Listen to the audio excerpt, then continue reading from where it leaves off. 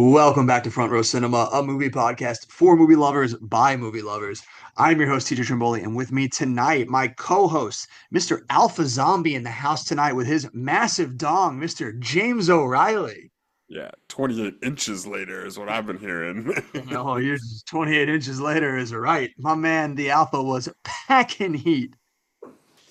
And 28 Years Later is a horror film directed by Danny Boyle, written by Alex Garland, and starring Aaron Taylor Johnson, Jodie Comer, and Ralph Fiennes. 28 Years Later tells the story of a group of survivors of the rage virus that live on a small island. And when one of the group leaves the island on a mission onto the mainland, he discovers secrets, wonders, and horrors that have mutated not only the infected, but other survivors. This Oh movie was my. budgeted at 60 million, Jim. Opening weekend domestic, 30 million. Worldwide sits at 60. So after one weekend, it at least made back its budget. That's Uh, not good though, right? Is so that yes, good? It seems so like not that's great. not good. I mean, it's the biggest for the series, but obviously the 28 years movies have never really been known for, massive intakes, domestic or worldwide. So this is about in line with the other movies. Yeah. But yeah, Yeah, and 60 million honestly, budget and worldwide 60. It's not amazing. It's not terrible, but 65 million. I think this is the second week in a row. Are we seeing the renaissance of the mid-budget movie? it's quite possible, Jim. We're definitely getting a lot more movies now that I've seen that are coming in with a modest sized budget. So it's nice to see. Because the more I'm thinking about it, if they got 60 in that opening weekend, if they can get to like a cool like 250, like that's not terrible, right? You made like a little bit less than four times your budget. No, I mean the big thing is going to be is can it have some legs? Yeah, I That's mean that's fair. yeah, that's the That's fair ultimate because these question. movies, like the 28 series, if I don't know, I don't. It sounds weird to call Okay, it the 28 year it series does. because only Yeah. one of the movies is called that. The But time runner this whole like 28 series, it does kind of have like a bit of a cult following, right? Like, does. Yeah. Yeah. So they've never really been known for like wide, big box office returns, which is why it's smart of them to keep a modest budget. yeah, So I mean, as long as this has some legs, like we could eke out a win here. I think the crazier thing is that they filmed this and the sequel to this movie back to back, which is seems like a very bold choice. is Uh, that ooh? I wonder yeah. if they do both of them for 65? No, this one was 60 alone. I think I don't know what the Okay, budget was on the other one, but this one yeah. specifically was 60. I mean, So honestly, that's probably why you do it though. Like, you're probably keeping the budget down for both of them by doing them all at once. And so, like, I don't know. yeah, I guess it makes sense. you got everyone on retainer for a certain amount of time instead of having to like get the band back together at a later date. Right, right. Yeah, so it makes sense. And hopefully it will have legs. 89% on Rotten Tomatoes, but I think the thing that might cut it out from under the knees, the B cinema score. Oh, oh, Is sorry. Yeah, a B cinema score might hurt that bad boy in the long run. And Although we I got don't know. Question. yes, Because we've been seeing a lot of bad cinema scores with these recent movies. Is yes. it just that are we gonna see on the horizon as we go through the 2000s and beyond? Is the cinema score gonna is the bar gonna shift? Is there gonna be a lot less A minuses and a lot more Bs and B pluses and God forbid Cs? As we go on, it's possible. I can definitely see it happening because this is now I think 2 weeks in a row that we've gotten B cinema scores from movies because I think the Right, from like the newer Materialists ones, yeah. last week was also I think it was like a B plus or a B minus, but definitely not viable for itself at the box office because I think the second week drop on the Materialist was actually pretty big. Um, but I mean that movie also a modest budget, so it's not that bad. Like they're still going to make money over in the long run. So I guess if Right. you're going to get that B cinema score, you want to make sure that you're keeping your budget modest. Yeah. Not yeah, even lower than 65 million, yeah, for sure. Yeah. No, we didn't get a chance to talk about it off air beforehand. You didn't see this movie, right? No, I didn't see it. I probably you know what? I probably shouldn't say that because it's definitely still up in the air if I'm gonna see it. Okay. I Oh, did not see it. I will say, like, what I know about this movie going into it feels like a lot more than any of the other movies we've done so far for like newer ones. Okay. Um, Obviously, I've seen like the first two 28 movies. um, Yeah. um, and I definitely was like, feel have mixed feelings about those two like separately. But it's like, I'm like familiar with like the property. I saw the trailer, which had that like really like haunting like Yeah. like recitation, like Yeah. somebody was like reciting like a poem Takes it on for that is the dominance. Science. creepiest. Science. Right, right. It's Yeah. so horrifying, So like the trailer definitely stuck with me more than other movies I've seen or that other movies we've done. And then like it also had something you brought up already, which is it had like the meme factor where like it's just caught fire on the internet for what I'm hearing about how big a certain Member. piece of anatomy is.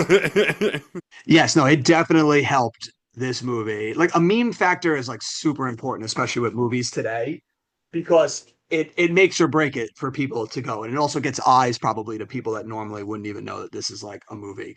Yeah, It's a it's very like big honestly part of how this movie maybe has legs is by a large group of people deciding to see it ironically because of the meme. You know what I mean? Like that's like definitely like a way you get into people, like you burrow into people's brains in a way with those memes.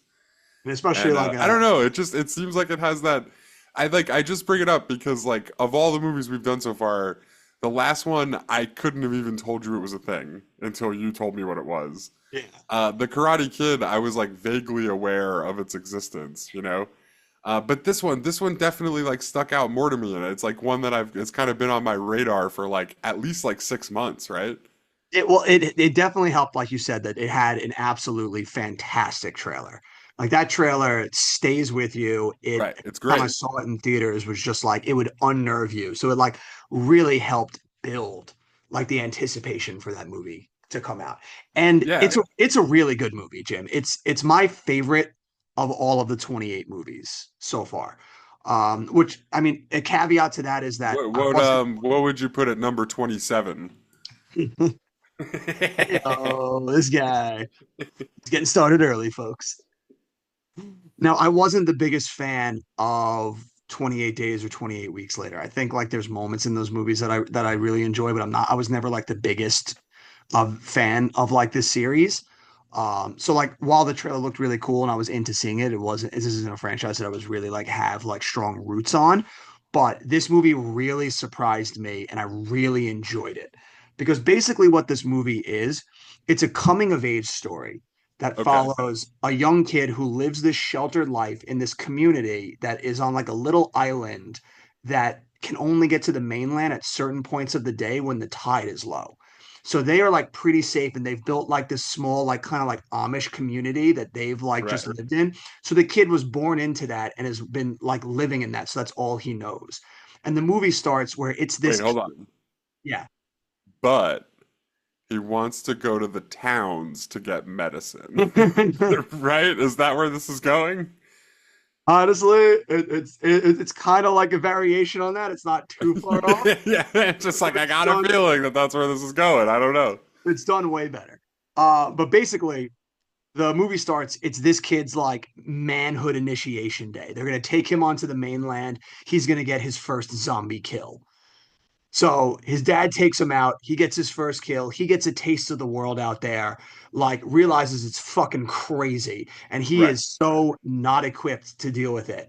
Also, Right, while right. he's out there, he learns that there's like a dude who was once in the old days a doctor, but he's gone fucking nuts. And he just lives out on his own and nobody fucks with him because the dude's fucking crazy.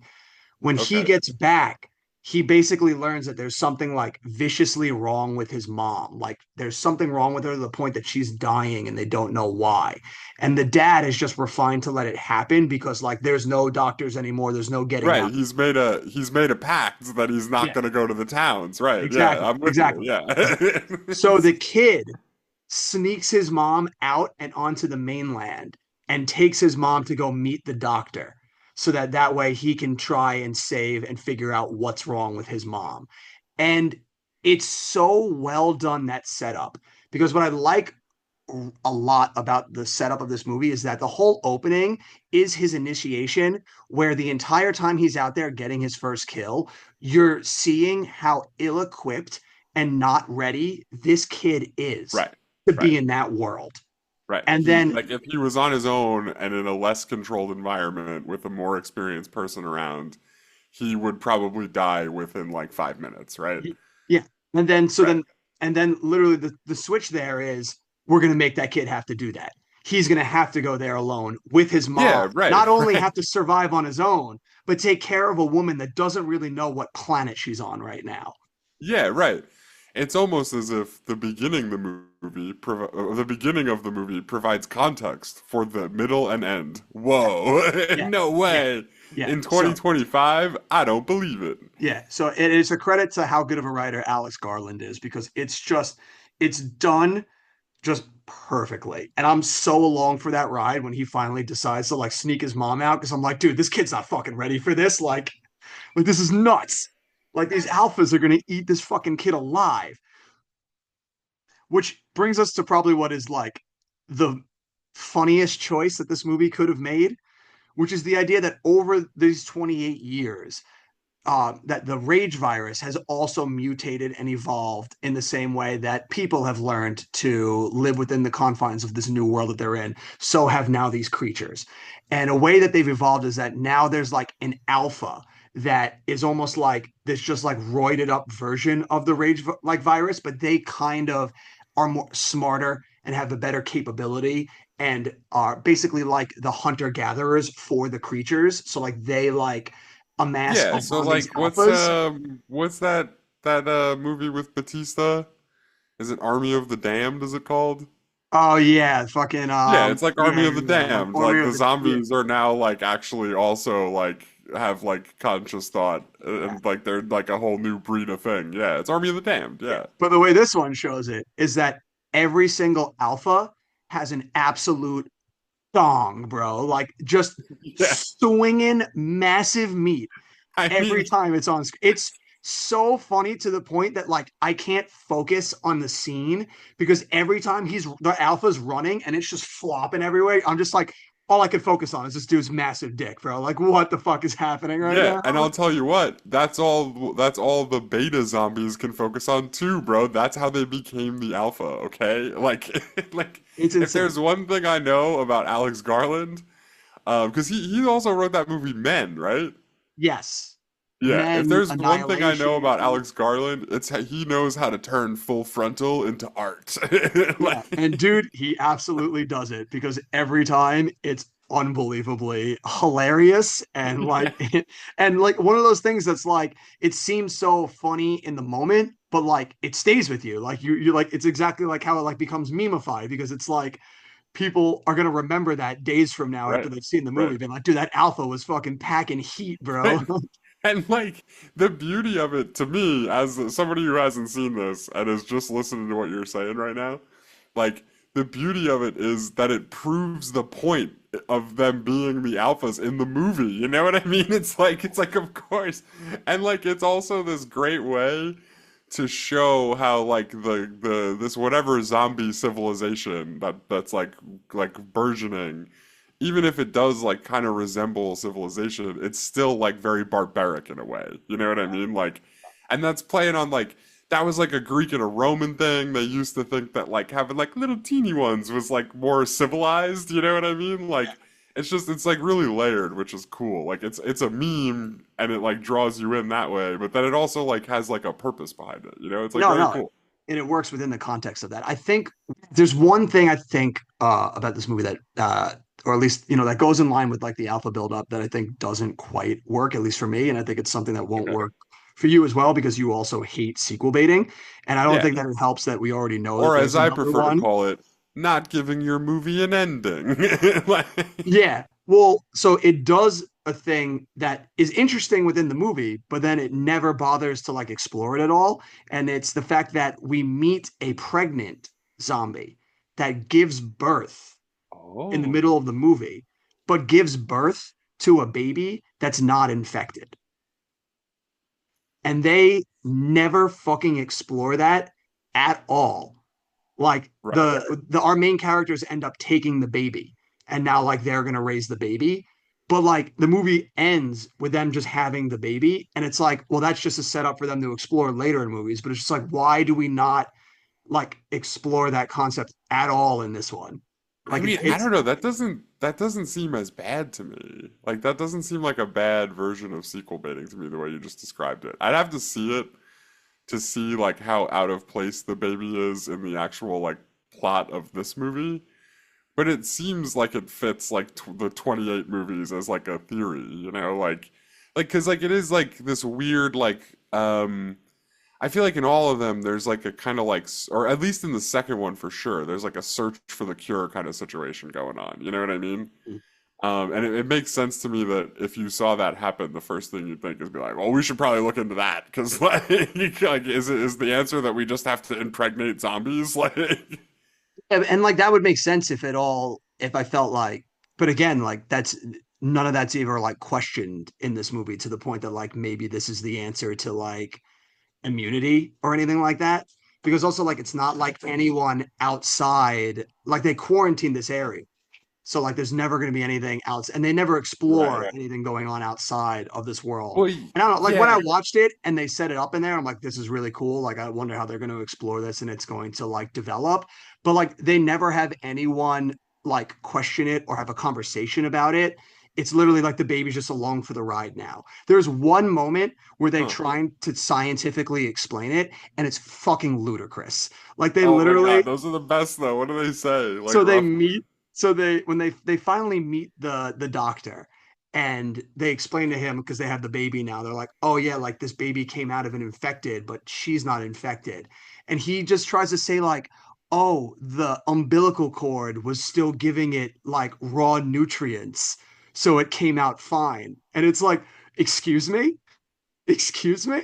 Yeah, I don't know about that. That sounds a little fishy. I was like, it's still eating zombie flesh and like human flesh. Like what?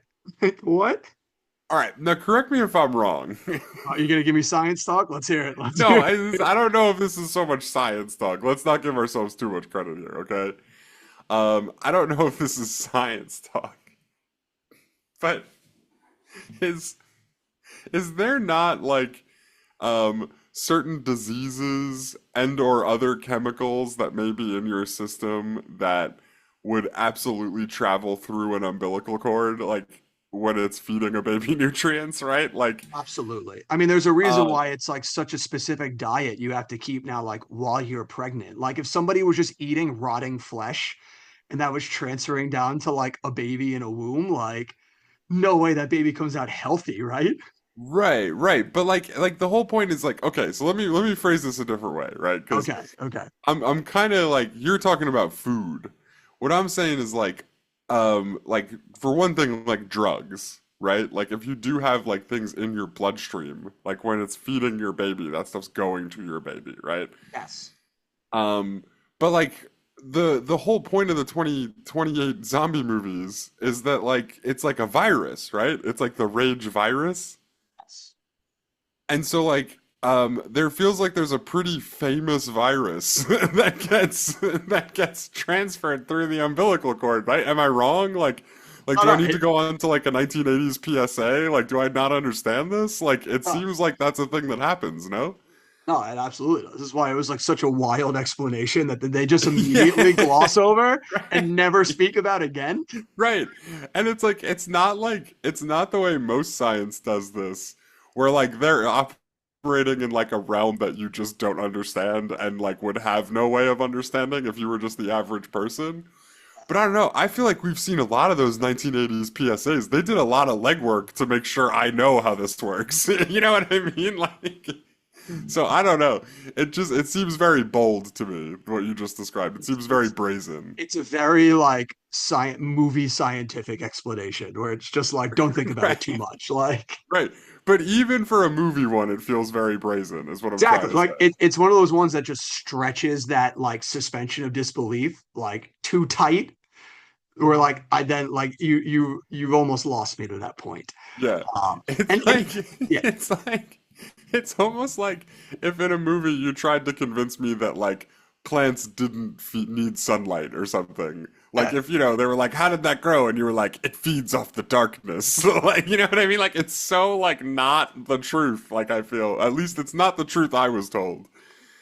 it's It's so brazen, even for a scientific movie explanation. It's like really in it's your face. It's crazy. And then like no one explains anything about it. And then they just drop the baby back off in the camp at the end of the movie. And the dad now is gonna like raise it. And I think that's what like makes me feel so unfulfilled and why it feels so much like sequel bait, because it's like we'll let the dad and other people explore the notion of this like at a later date instead of having like because that's another thing. So Aaron Taylor Johnson plays the dad. He takes the son out on the like the manhood journey in the beginning. They come Okay. back. The son kidnaps the mom and they set off to go find the doctor. Aaron Taylor Johnson disappears from the rest of this movie. Never Weird. comes out to look for his son or anything. Just shows back up again at the end when the kid has dropped the baby off at the camp, and like then the dad shows back up and is just like, I guess I'm gonna raise this kid now. So like Yeah. it just feels so undercooked. Whereas like, why What is Aaron Taylor Johnson not in the second half of this movie, like out coming, trying to like catch back up to them and find them? It feels like it would be important. Yeah. It feels like if there was, I mean, I don't know. I could see both sides of it. Like, you're saying, like, that he's not necessarily with the kid for most of the movie, but he's, like, in pursuit, basically. At least for a portion of it. I think that by the finale of like the most important stuff, I think that the family should be together again at least and experience what happens at the end together. But I mean that's just Yeah. like my like notion of this because it just seems weird to set up this dad who's going to have all this conflict with his kid and the mom, and then he just sits out all the cathartic stuff that happens for the rest of this movie. Yeah. I'm not sure, like, I'm kind of debating if I would prefer it if the kid is on his own with the obstacle of the mother, like his mom's with him, but she's more of an obstacle than she is like a comfort or an accomplice, right? Um, I wonder if that's more interesting or if it's more interesting to see the whole family dynamic play out. Like where, you could get the dad out there who has every intention of just turning around and going home, but then like something goes haywire and now they're stuck out there. You know what I mean? It's almost like the Like kid I is could see it now. working both ways. I'm not sure which way I find more interesting. Yeah, and now it becomes more of not only is the kid having the coming of age where he's, learning about death for the first time, but Right. he's also learning to speak his mind and become an individual instead of just the son of these two people. Yeah, kind of. Yeah, like I just think it's interesting if they're together because like the dad takes him out, right, for this like coming of age journey, right? Um and that goes well, whatever, they go back home. But it's not like that coming of age journey isn't necessarily real in the same way that the rest of this movie will be, right? Like, it's very contrived. It's very scripted. You know what I mean? Like, it's like Yeah. almost like ceremonial as opposed to like any real test of anything at this point. Is like the way I would imagine it, right? Again, I haven't seen this movie. That is how it plays. Because Right. and And I so agree with like, that because like I like that like it's almost like the dad is the control and you're going to take the control away from the kid now. So I don't mind that like the middle portion of this movie is this kid on the own with the mom because like it is more important that this kid on his own finds his own 2 feet. It just feels weird to me that then for like the finale of this movie, we don't have like the dad show up to like then do what we're talking about. Where like now the dad shows up and is like, we're going back. And the kid now though has been through too much. He's got his own voice now. And now it's like, no, dad, you can go back. I'm taking mom the rest of the way. So yeah, now that does feel like a moment that should happen. Yeah, that feels like a good way to like show that kid's growth and like journey. Yeah, yeah, absolutely. I and see what now you're the saying. three of them are together for the finale. So like that's something that kind of like Yeah, it's like the reverse 310 to Yuma. yeah, Like yeah, exactly. it's a 180 310 to Yuma. Yeah. So that feels like a little undercooked to me that the dad would just kind of like sit out the ending of this movie because the ending is like a really important like family dynamic, and it's a thing that I do really enjoy about this movie is the finale of this movie, which is really the crux of this movie is this kid like coming to terms with the idea of death and like how not only will you never escape it, but you will have to accept the fact that it's going to happen to the people around you. Because so they get to the doctor, and this is all he's been waiting for, is that so he can get to the doctor can figure out what's wrong with his mom and can fix him. Right. And what we learn is that the mom has cancer, and there's no, Oh. and they can't fix it anymore in this Right. day. Like they're in Right. the capacity that they're in right now, he can't do anything for her other than euthanize her basically and let her go out on her terms. Right. And that's something right there that this kid now has to accept and deal with. And it's done very well and like blisteringly like dark at the same time. Yeah. And It's also like in like weirdly relatable at the same time too. You know what I mean? Because yeah, like there's people today who live that exact same reality, you know? I mean, minus the zombies, obviously, but you get what I mean. but it's almost it's but like something that's relatable to them is that like everybody at any point in time sometimes lives in violent times, like, and that's kind of what this is, like almost like a metaphor. At Yeah, times it feels like yeah, is just like we live in violent times. There is no sheltering from death and destruction. It will right. inevitably find Yeah. you. We And live in violent times and for that there is consequences. You exactly, know what I exactly. mean? Like that are And unavoidable. Like they yeah, will, like one way or another, you'll have to face them. Yeah, yeah, absolutely. and this kid has to face them. So I really, really like the ending of this movie where he has to face that mortality and basically like accept the fact that his mom is going to choose to go out on her terms at this moment with the doctor. And he has to like contextualize that and come to terms with it. And then what's a Yeah. great thing, like for the final, If it was 28 weeks later, she'd go out on her own terms by letting off a grenade in a sea of zombies. Like, yeah, so which, yeah, so I really like that this movie tells a much more reflective and like not as like bombastic of a story. Like it doesn't choose to go the crazy like blockbuster route where it's like we're gonna have like a big showdown with the zombies and the alpha. Like it's not that kind of story. It's more of a reflective yeah. story, Well, which from the way you explained it to me, it sounds like of the three movies, it has like the most arcs kind of story. You know what I mean? Like it's the most like protagonist with like a clear-cut goal and a lot of obstacles in his way to get that goal. Like it feels like it's always clear like who the kid is and what he wants from the way you described it to me. Which like I mean in the other two movies, I guess you could say that about 28 Weeks Later, but it's not nearly as like good. gritty. Like it's more of like it almost suffers from like Terminator 2 slash Alien syndrome, where like the first one's more of like I would say like 28 Days Later is like more of a horror movie than anything else, right? Like it's Yeah. like a kind of like a straight like horror movie, I would say. Or at least like a zombie movie that's leaning more toward horror than anything else. Mm. Whereas the second one is like yeah, like horror movies are cool, but what if we made it an action movie? You know what I mean? Yep. Like that's kind of how the second one feels.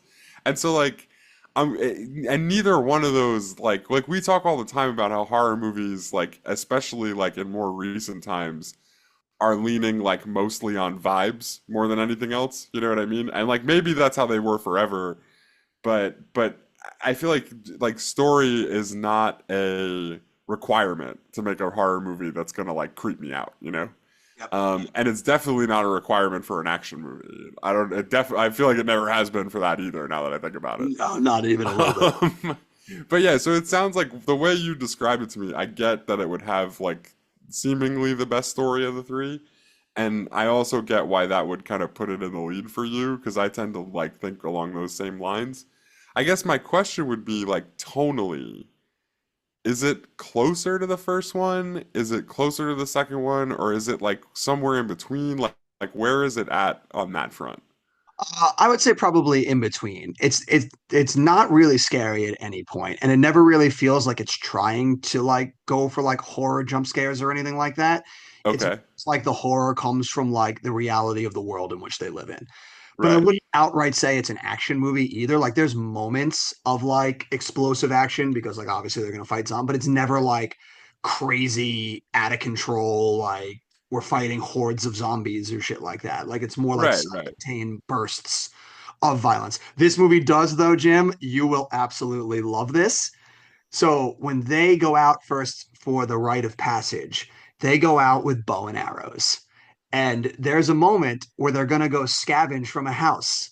And they go into close quarters in They the do the house. Robin Hood? They do the Yes. Robin Hood. And Jim, I went and saw it with Blank and his girlfriend. And as soon as they did that, I started dying laughing. And Blank was like, "What are you laughing at?" And I was like, "Dude, they did the Robin Hood, bro. Like they did the They're Robin doing the Hood." Robin Hood, I which was I like, I was really like, Jim's gonna die, bro, when I tell him this. I don't understand why they don't do it in more movies. It's like it's such a great movie trick where like, like who cares if that's what they would have really done with bow and arrows? Like it looks really cool to like point things in the corners of rooms and be like clear, like they It's should so totally do it all the time with bows and arrows. It's amazing. Yeah, it's so funny. But yeah, so it kind of falls in between the two of them. It seems like they took what worked between the two of them and kind of like melded it to create its kind of like own beast. And I think it's a testament to the movie because it works really well when it hits that real chunk of the story that it wants to tell. It was super enjoyable. My last thing to say on this movie before we put a bookend on this Okay. is there's one more caveat to this movie that is a very what the fuck thing to me. And it's Okay. that this movie makes an insanely ridiculous tonal shift at the end that almost threatens to derail the movie for me.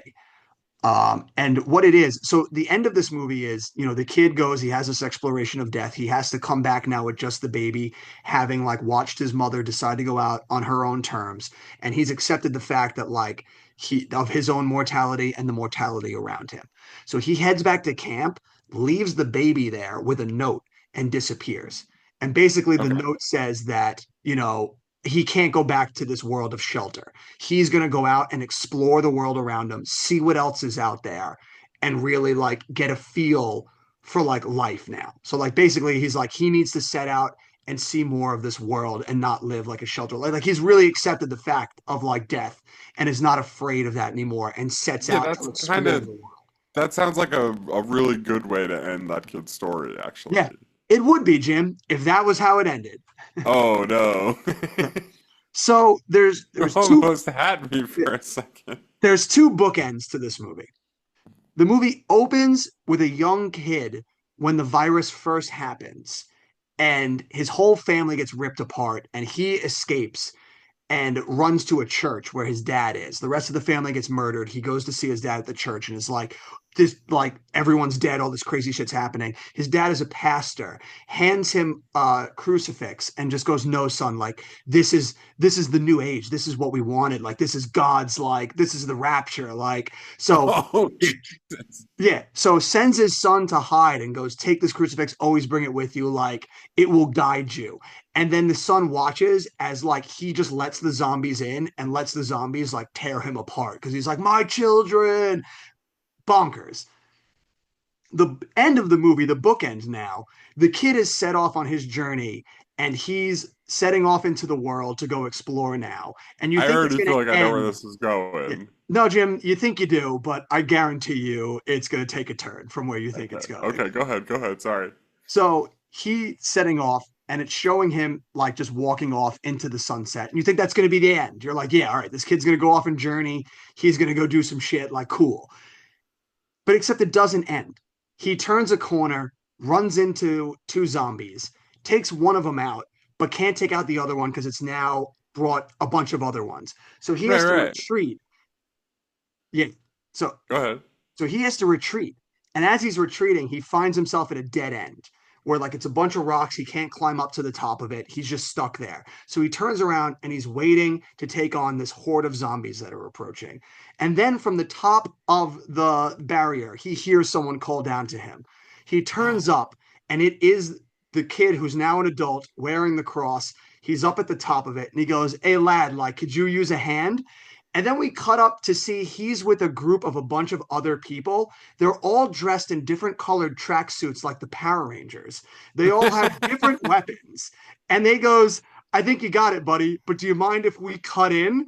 And then they all like backflip jump down into the chasm and just fight and beat the shit out of all these zombies. And it immediately turns into like Danny Boyle doing a Guy Ritchie movie. And then like they turn around and they go, "Kid, why don't you roll with us?" And that's how the movie ends. Dude, no way. That is so absurd. Like, talk about sequel bait, man. Like, It's that's so horrible. fucking absurd. Like, I'm like, what the fuck just happened? Like, this movie Oh. was so deep and contemplative and like dark and like Right, gritty. and then it turned into like a superhero movie at the end. Like, what the hell was that? Like, and then they just started doing backflips. I'm like, what the hell just happened? That sounds incredible, man. All right. So I will say, if that is your bookend, I will say that I was kind of leaning toward wait for streaming as we were talking about this, where I was like, yeah, this does sound pretty cool, but I don't know, do I need to see this in the theater? And then you hit me with that, and it instantly upgraded it to a will see in theaters. I'm going this weekend. Done deal.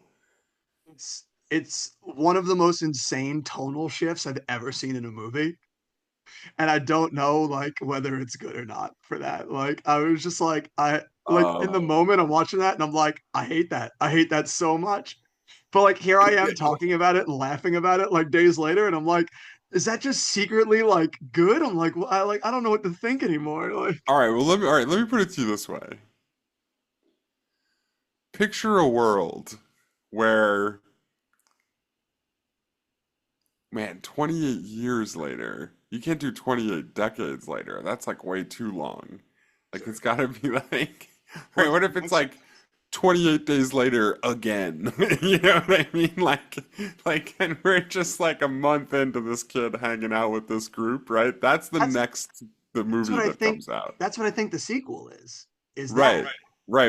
I mean, yeah, I'm with you on that, but here's my pitch. okay? Directed by billion-dollar director Guy By Ritchie. You Ritchie. just make Guy Yeah. Ritchie make the movie, like, and I'm in. Like, I mean, I'm so in. that would be the move. But I think the next movie is directed by this woman, Nia DaCosta, who did Candyman and The Marvels. So it is Look, very much not Guy everything. Ritchie. Like, listen, that movie's not coming out for like 2 or 3 years. No, it comes out She's in the, January, Jim. it comes out in January. I told you they filmed them back to back. Oh, you did tell me that, Yeah. huh? So the So, next all this right, comes out in January, which do we also have not a great sign that you're putting the do we sequel out in have January. Do we have time for reshoots? Like, do we have time to get Guy Ritchie involved somehow? I don't know, dude. I don't know. It seems crazy that they didn't go to him because that ending is lock, stock, and smoking barrel right out of a Guy Yeah. Ritchie movie. Like Well, it couldn't be more Guy Ritchie unless fucking Charlie Hunnam himself was playing the right, dude who showed right, up. right. What if it was King Arthur from The Legend of the Sword who showed up at the end and was like, "Oi!" It's so upsetting. Yeah. Like And on it, now that you it's reminded me memorable, though, but it's such sequel bait, and like it does nothing yeah. but take away from this movie. Like Yeah, but now that you reminded me that they shot them together, and like now that you told me there's two different directors, it makes a lot more sense to me that there's like a crazy tonal shift at the end. Because it's like, I almost feel like they were like, all right, well, what movie is that director making? It's like, all right, I guess we gotta like lean into that in the end of this one. You know what I mean? Like, but like and if that's the move that how the tone of the second one's going to be like I don't know that I really want to like I'm not crazy about seeing that. Like I'm going to see it, but like I really liked what you did in this movie, and if we are going to continue to explore that, I want to explore it in the world in which you've created, not in this like tracksuit gangster that you just yeah. like introduced. Like And it feels very odd for like a movie that Alex Garland wrote. You know what I mean? Like it doesn't seem like something he would do. it, It's almost like it's like yeah, like to your point with the tone, it's like if Alex Garland wrote a movie and then like what's his name? Simon Pegg, like the guy from like Shaun of the Dead wrote like the last like 3 minutes of that movie. I'd be like, "Wait, what? Like what just happened?" Yeah, it's absurd, and it's an absurd tonal shift that like really just like does not send you home on the right note. So it definitely an interesting move on their part to like end it in that regard. But Yeah. still, there's way more stuff that I like about this movie than I don't like. I think this movie is really good. My vote would absolutely be to see this on the big screen. I think it looked great Yeah. on the big screen. It played great on the big screen. And there's enough in there that's deep enough that I feel like this is a worthy watch to see on the big screen. So that's my recommendation for this week for 28 years later. So do with that what you will out there, people. But as always, make sure you go see these movies for yourself, form your own opinions, and you can tune in back with us next week when we talk about the Brad Pitt fucking classic that's coming out this weekend, F1, baby. Yeah, that I can't wait for that one. Yeah, that's gonna be a top notch one. And as always, we'll see you at the movies.